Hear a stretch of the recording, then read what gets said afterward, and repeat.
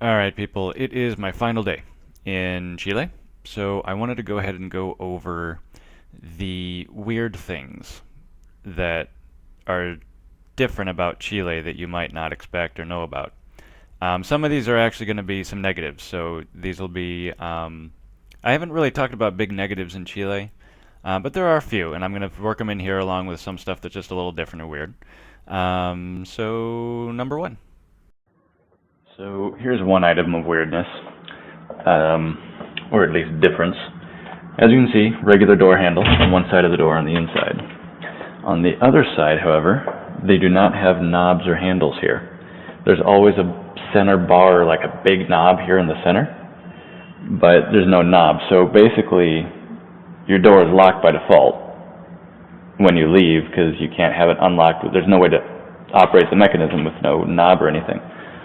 But when I first got here, I had a habit, being in the U.S., I'd pull a door open with some force and then reach around to grab this one on the other side to stop it. But since there's nothing there, I slammed many a door when I first got here. So something different to look out for if you're ever down in Chile.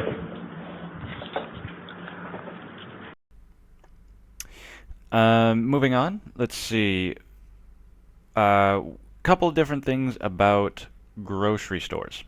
Well, one thing about grocery stores, I mentioned this in the shopping video, but the shopping video, let's be honest, it's really long and kind of boring. So, um, when you're in the produce section at the shopping at the store, it kind of works a little bit like the bakery or the meat counter in the U.S., where you actually have to bag your produce, and then there's someone whose job it is in the produce section just to weigh it. They have a scale, and you have to weigh it and get the thing sticker put on it before you check out. Um, so it's something you'll easily forget if you're not used to that. So be sure to weigh your veggies, unless it's a bell pepper. If you try and give them a bell pepper, they'll look at you like you're insane. I mean, who the hell weighs a bell pepper, right? But I mean, I guess they sell them by the unit, but it's a fucking vegetable. Why aren't you taking my bell pepper? But they sell those by the unit, so you don't have to weigh those. But almost all the other produce, you do need to get a weight in the produce section before you take it up. And if you forget, they get kind of miffed, or you have to go back and do it again. Um, so the other thing that I ran into in grocery stores, but it's not just grocery stores; it's any kind of retail. When I first got here, my Spanish was really rough. So, first couple days I worked out the issues I was going to run into at the grocery store trying to buy something. Usually, the first thing they're going to ask you is something about puntos or like the club card or do you have an account with this particular grocery store? And then you always say, no tengo, I don't have one. So I got past that, and that was fine, and I was usually paying with cash or whatever. Later on, I started to use a credit card. So I started using my credit card, and all of a sudden there was a new question. And I didn't know what this question was. And I didn't know why they were asking me this question. I just wanted them to take my frickin' money so I can have the food. Shut up and take my money. But they wouldn't do that. They kept asking this other question. So after a few times, I ended up figuring out what the question was, and I talked to some Chilean people that clarified what this was. What they were asking about was quotas. Do you want quotas? Quotas are payments. The reason this blew my friggin' mind is that you will get offered payments. Like if you're using a credit card, do you want to use payments? You'll get offered that for a purchase as low as like $5. Like it does, like the smallest amount, they will offer you payments.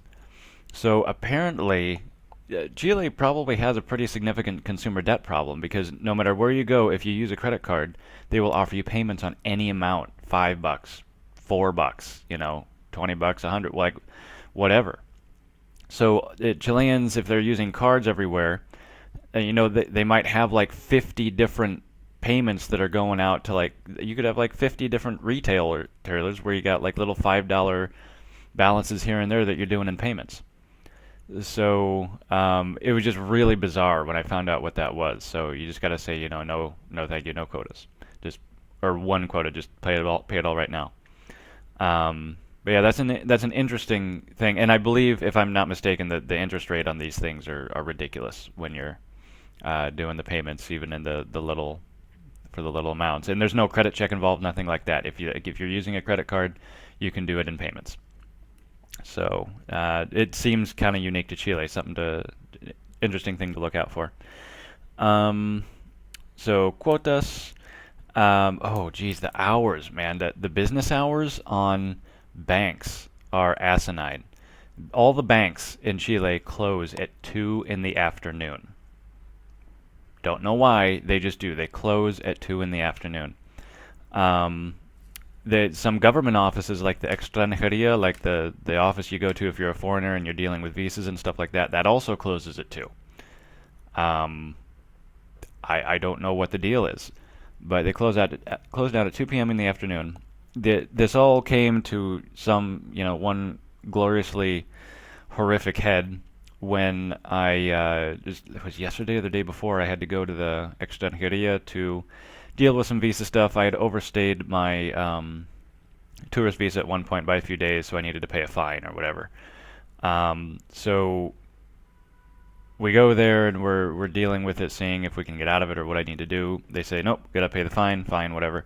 So we go to they don't take payments there at the government office though, so they send us across the street to a bank because we got to go to the bank and we have to get what is the equivalent of what I guess would be a cashier's check from the bank and then bring that back to the government office. So we go to the bank, and this is right around 2 o'clock. So they have to give us like permission. The government office gives us like a permission slip so the bank will let us in. Because I guess the bank employees keep working, but they just don't see customers after 2.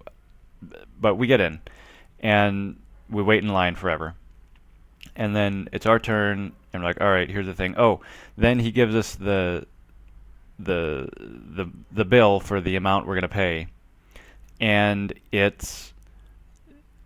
I was paying. Keep in mind, I'm paying like a government fine, and he says there's like I forget what it is. Like there's a probably a 10 or 14 or $15 tax added to it.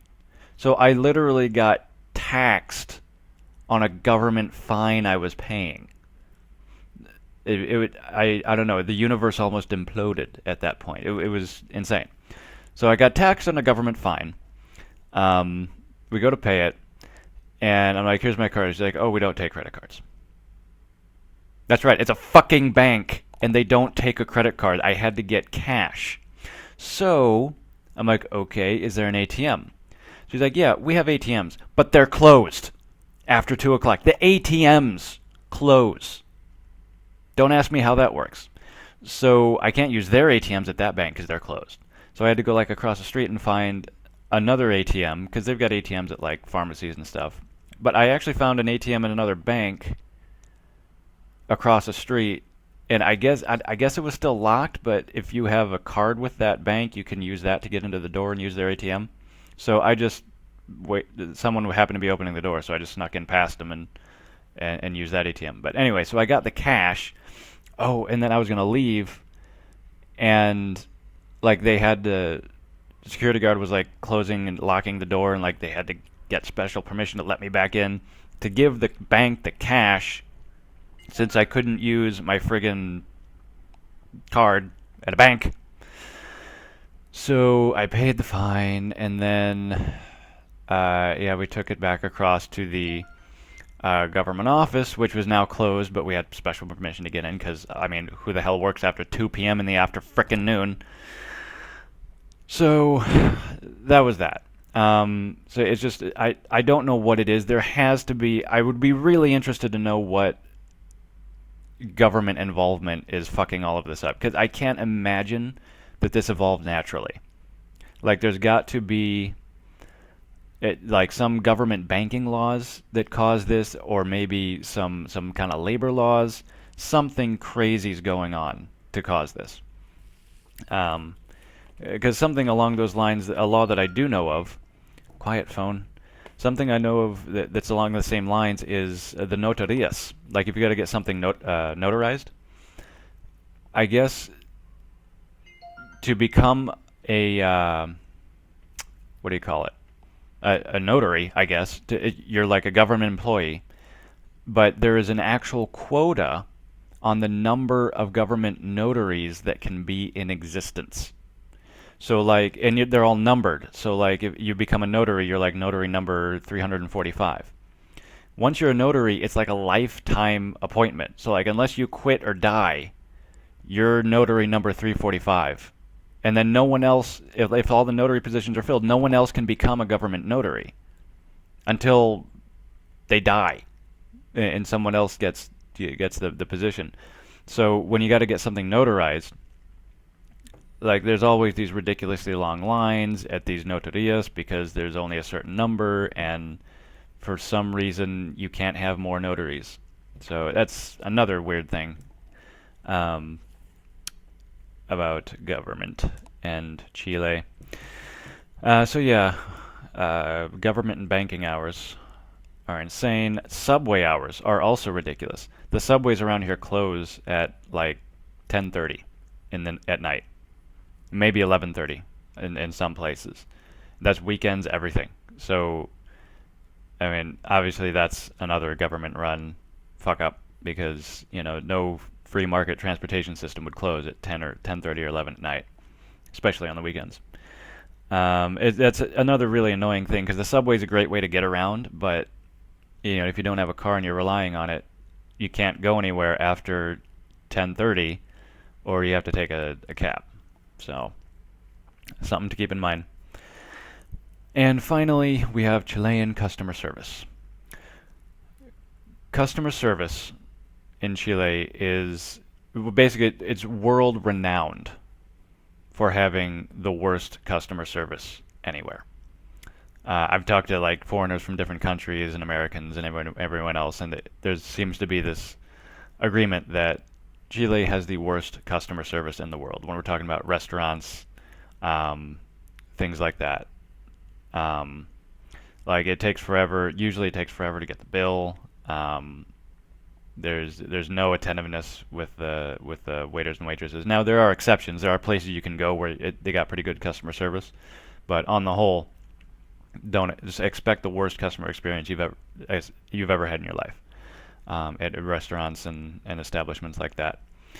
Um, like for example, we went to me and some friends went to a local Irish bar, pretty famous place, great food and everything. But after we had eaten and we had some drinks and stuff, we all really wanted water. So I went and asked the waitress for water, and then some time later she came back and my Chilean friends asked her again, "Hey, can we get some water?" And she literally said to our Chilean friends, "Well, yeah, look, we'll get you the water, but as you can see, it's not the highest priority because you see all these other people are ordering drinks and stuff that they're actually paying for." Like she directly said that to our table when we asked for water. So I mean, that's the level of fuck you in the customer service in the service industry that you'll see in Chile. So yeah, and there's also problems with and it works into like government services as well, like the mail service. I think Amanda Billy Rock talked about a package she had ordered, and it took like a month or a month or more, and she goes to the office and like they're like, "Oh yeah, it's here." Like it was there, they just don't deliver it. Like that happens a lot. Um, a guy had a letter sent from Italy, and it took 3 months to get delivered in Chile. I'm willing to bet it got to Chile a lot sooner, and it just sat there forever, and they just didn't deliver it. I ordered I had some mail sent to me early on when I was here, and it basically never arrived. And I didn't bother looking into it. It wasn't that important. But yeah, expect like mail to get here, and it's just never going to get delivered to you unless maybe if you go to the office, they might be like, "Oh yeah, that thing over there, we've been looking at it, but not delivering it because fuck you." Um, so yeah, service overall is world renowned for being incredibly bad in Chile. So I know it's kind of a heavy negative video on Chile. It's not overall I don't have a negative experience here. It's just I haven't really worked a lot of negative stuff into my video. I'm just happening to bring it all up now. But those are the weird and/or downsides of Chile.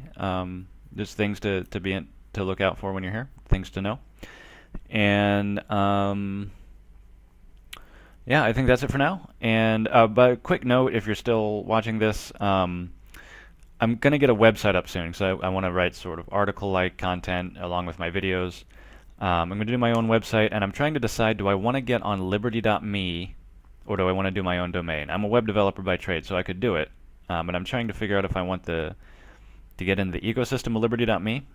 And I mean, the one advantage I could see there is the potential cross traffic from other sites on liberty.me. But it would also be nice to have the full power and control of my own site, so I can fully customize it, do what I want with it. So if you have a strong opinion either way, by all means, please put a comment below. I'd be happy to hear people's feedback on what I should do as far as that. But that's it for now. I'm literally hopping over to Paraguay tonight, so by the time you watch this, I will be there. So let's see what that country is like, and see how our search for personal and economic liberty goes. So, till next time, I will see you in Paraguay.